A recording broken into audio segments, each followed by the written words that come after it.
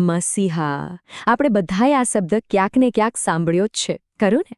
પણ એનો અસલી મતલબ શું થાય છે? શું એ ફક્ત એક પદવી છે? ના, એનાથી ઘણું વધારે છે. ચાલો આજે આપણે ઊંડાણમાં જઈએ અને સમજીએ કે આ એક શબ્દની પાછળ એક આખું દૈવી મિશન કેવી રીતે છુપાયેલું છે. સારું, તો સૌથી પહેલાં આપણે શબ્દોને જરા બરાબર સમજી લઈએ. હિબ્રુમાં જે મસીહા છે એનો અર્થ થાય છે અભિષિક્ત જન, અને ગ્રીકમાં એ જ શબ્દ છે ખ્રિસ્ત. એટલે જ્યારે પણ આપણે મસીહા કે ખ્રિસ્ત વિશે વાત કરીએ ત્યારે આપણે મૂળભૂત રીતે એવી વ્યક્તિ વિશે વાત કરી રહ્યા છીએ જેને કોઈ ખાસ કોઈ દૈવી હેતુ માટે પસંદ કરવામાં આવી હોય, અભિષિક્ત કરવામાં આવી હોય. હવે મસીહાની ભૂમિકાને સમજવાની ચાવી અહીં છે. એને 3 મુખ્ય પદોમાં વહેંચી શકાય: રાજા, યાજક અને પ્રબોધક. અને આ કોઈ સાધારણ પદવીઓ નથી. આ 3 ભૂમિકાઓ જ્યારે એકસાથે મળે છે ત્યારે જ મસીહાના મિશનનું સાચું અને સંપૂર્ણ ચિત્ર આપણી સામે આવે છે. આ સમીકરણને બરાબર યાદ રાખજો, કારણ કે આપણી આખી વાત આના પર જ આધાર રાખે છે. તો સવાલ એ થાય કે આ 3 ભૂમિકાઓની શી જરૂર હતી? ફક્ત રાજા કેમ નહીં, કે પછી ફક્ત યાજક? આ 3નું એકસાથે હોવું કેમ આટલું જરૂરી હતું? વેલ, એનો જવાબ એક બહુ મોટી એક સાર્વત્રિક સમસ્યામાં છુપાયેલો છે, જેનો ઉકેલ લાવવાનો હતો. અને આ રહી એક કેન્દ્રીય સમસ્યા. જ્યારે સૃષ્ટિમાં પાપ આવ્યું ત્યારે એની સાથે એક ગંભીર આરોપ પણ આવ્યો. શૈતાને ઈશ્વર પર આક્ષેપ કર્યો કે તેઓ એક અત્યાચારી શાસક છે, કે જે એવા નિયમો બનાવે છે જેનું પાલન કરવું અશક્ય છે. આ આરોપ સીધો ઈશ્વરના ચરિત્ર પર અને તેમના કાયદાના હેતુ પરનો હુમલો હતો. અને બસ આ જ સમસ્યાનો ઉકેલ લાવવા માટે મસીહાનું મિશન શરૂ થયું. તો આવી મોટી સાર્વત્રિક સમસ્યાનો ઉકેલ શું હોઈ શકે? જવાબ રહેલો છે મસીહાના એ જ 3 પદોમાં. દરેક પદની એક ખાસ ભૂમિકા છે: પાપ સામે લડવાની, ઈશ્વરના ચરિત્રને નિર્દોષ સાબિત કરવાની અને સૃષ્ટિને ફરીથી એની મૂળ સ્થિતિમાં લાવવાની. ચાલો હવે જોઈએ કે આ 3 ભૂમિકાઓ સાથે મળીને કેવી રીતે કામ કરે છે. આખી પ્રક્રિયાને આપણે 3 સ્ટેપમાં સમજી શકીએ. પહેલું સ્ટેપ: પ્રબોધક તરીકે મસીહા સ્પષ્ટ કરે છે કે પાપ ખરેખર છે શું. બીજું સ્ટેપ: યાજક તરીકે એ પાપની કિંમત ચૂકવે છે, એનું પ્રાયશ્ચિત કરે છે. અને ત્રીજું અને અંતિમ સ્ટેપ: રાજા તરીકે એ પાપ પર અંતિમ વિજય મેળવીને એક ન્યાયી શાસનની સ્થાપના કરે છે. જુઓ, કેટલી પરફેક્ટ યોજના છે. પ્રબોધકની ભૂમિકા મૂળભૂત રીતે સત્યને ઉજાગર કરવાની છે. મસીહા એક પ્રબોધક તરીકે સાચા અને ખોટા વચ્ચેની ભેદરેખા સ્પષ્ટ કરે છે. એ બતાવે છે કે શું પ્રકાશ છે અને શું અંધકાર છે.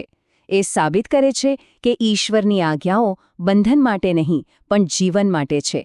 એ પાપના દરેક ભ્રમને દૂર કરી દે છે. હવે વાત કરીએ યાજકની ભૂમિકાની. આ ભૂમિકા પ્રાયશ્ચિત કરવાની છે. અને અહીં મસીહા ફક્ત કોઈ પ્રાણીનું બલિદાન નથી ચઢાવતા, પણ પોતે જ બલિદાન બની જાય છે. આ એક જ અંતિમ બલિદાન દ્વારા જે લોકો પછતાવો કરે છે એમના પાપોની માફી શક્ય બને છે. તે ઈશ્વર અને માનવજાત વચ્ચે જે તિરાડ પડી ગઈ હતી તેને જોડી દે છે. અને છેલ્લે રાજાની ભૂમિકા. આ ભૂમિકા છે સત્તા અને ન્યાયની. મસીહા એક રાજા તરીકે પાછા આવશે અને જેઓ પાપને છોડવા નથી માંગતા એમનો ન્યાય કરશે. અને પછી એ એક એવા શાશ્વત રાજ્યની સ્થાપના કરશે જ્યાં પાપ, દુઃખ અને મૃત્યુનો હંમેશા માટે અંત આવી જશે. આ બધું આપણને એક બહુ જ ઊંડા અને મહત્વના સવાલ પર લાવીને ઊભું રાખે છે. આ બધું કરવા માટે ખુદ સર્જનહારે શા માટે એક સૃષ્ટિનો જીવ બનવું પડ્યું? સર્વશક્તિમાન ઈશ્વરને માનવ સ્વરૂપ લેવાની શી જરૂર પડી? આ સવાલનો જવાબ જ મસીહાના મિશનનું હૃદય છે. અને જવાબ છે પ્રેમ. આ એક વાક્ય બધું જ સ્પષ્ટ કરી દે છે. જુઓ, જો ઈશ્વર સાથેનો સંબંધ ડર પર આધારિત હોય તો એ ક્યારેય સાચો સંબંધ ન હોઈ શકે, કેમ કે ડર હંમેશા સજા સાથે જોડાયેલો હોય છે. ઈશ્વર એ સાબિત કરવા માંગતા હતા કે એમની સાથેનો સંબંધ ભય પર નહીં પણ પ્રેમ પર આધારિત છે. આ બદલાવને સમજવા માટે આપણે જૂના અને નવા કરાર વચ્ચેનો તફાવત જોવો પડશે. જૂનો કરાર, જે પથ્થરની શિલાઓ પર લખાયેલો હતો, એ ભય પર આધારિત સંબંધ હતો. પણ નવો કરાર, જે ખુદ પુત્ર દ્વારા સ્થાપિત થયો, એ હૃદય પર લખાયેલો છે અને એ પ્રેમ પર આધારિત સંબંધ છે. આ એક ક્રાંતિકારી પરિવર્તન છે. અને આ બધું શૈતાનના એ મૂળ આરોપનો સીધો જવાબ આપે છે. ઈશ્વરે પોતે એક જીવ બનીને એ આજ્ઞાઓનું પાલન કરીને એ સાબિત કરી દીધું કે એમના નિયમો અત્યાચારનું સાધન નથી, પણ સાચી સ્વતંત્રતા અને સુખ તરફ લઈ જતો માર્ગ છે.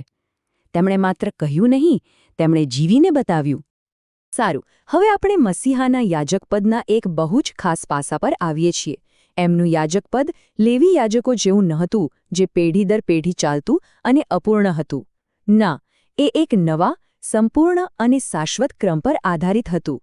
એ ક્રમ હતો મલ્કીસદેકનો. આ ટેબલ પર એક નજર નાખો, તફાવત એકદમ સ્પષ્ટ દેખાઈ આવશે. લેવીયા યાજકપદ પાર્થિવ વંશ પર આધારિત, કામચલાઉ અને અપૂર્ણ હતું. એમાં રોજ બલિદાન ચઢાવવા પડતા.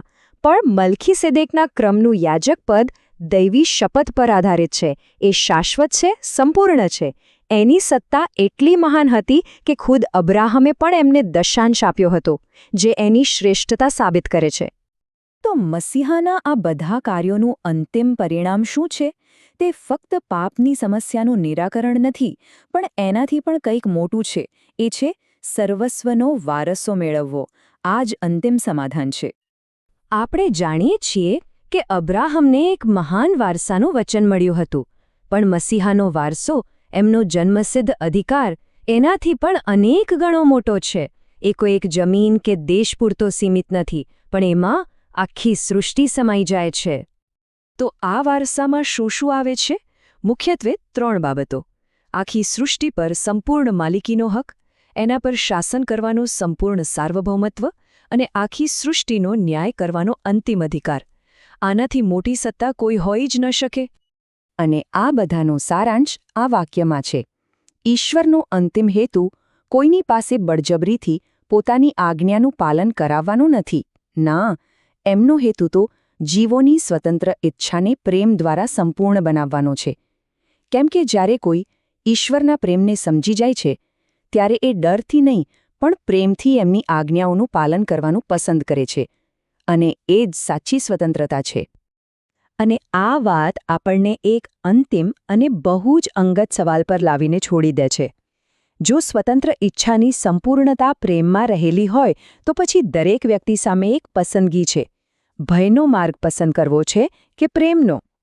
આ પ્રશ્નનો જવાબ જ આ આખી વાતનો નિચોડ છે.